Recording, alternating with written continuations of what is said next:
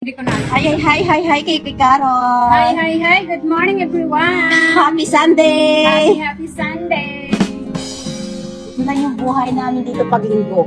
Namamasyal kung saan yung mga gandang lugar dito sa Hong Kong kasi kailangan natin sulitin. Kasi hindi naman habang buhay na nandito kami sa Hong Kong. So habang nagtatrabaho kami dito, kailangan naman namin ikot-ikotin yung buong Hong Kong. Kasi yung iba nga pupunta dito para mag-tour lang, di ba? Para mamasyal.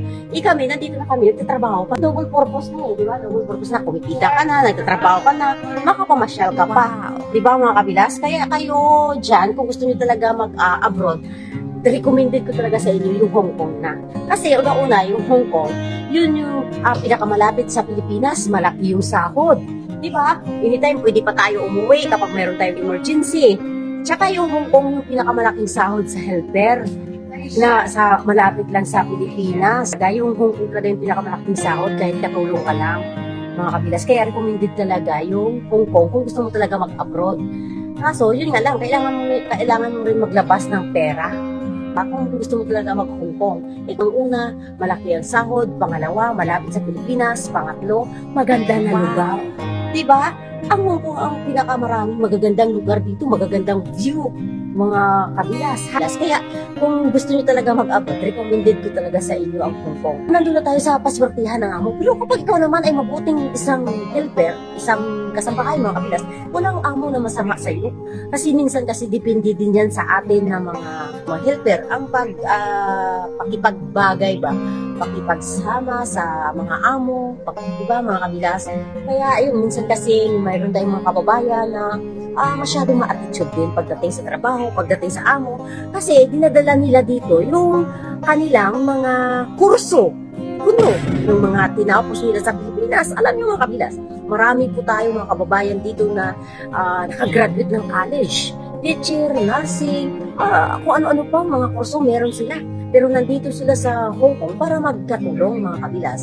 Kaya minsan, meron tayong mga kababayan na dinadala din nilang attitude nila dito sa abroad, sa Hong Kong mga kabilas. Kaya ganun pa man, kailangan natin, lala na kapag bago pa lang tayo, nag-a-adjust tayo sa amo mga kabilas, di ba? So, kailangan talaga natin makisama. Kasi meron tinatawag na observation pag tayo ay pumasok sa bahay ng isang amo. Diba ang kabilas, meron tinatawag na observation. Obserbahan ka pa nila sa loob ng isang buwan, 2 buwan. Iba nga, binibigay nila sa inyo 3 buwan mga kabilas ang binibigay sa inyo para maobserbahan kayo sa inyong trabaho. Kaya kailangan pagdating natin sa ibang bansa, ipakita natin yung the best. Yung the best natin, yung kaya natin gawin na mamangha ang amo sa atin, yung gugustuhin tayo. Kasi kapag nakapag-adjust naman tayo, nakapag-adjust din sila. Kasi hindi lang naman tayo ang nag-a-adjust kapag pumunta tayo ng abroad, diba? Kapag nangamuhan tayo, hindi lang tayo yung nag-a-adjust. Nag-a-adjust din yung mga amo. Kung gusto natin sila kilanin, gusto rin nila tayo makilala. Ganon din yun kapag tayo ay pupunta ng ibang bansa at makipag sa palaran mga kabilas. Kailangan marunong din tayo makisama.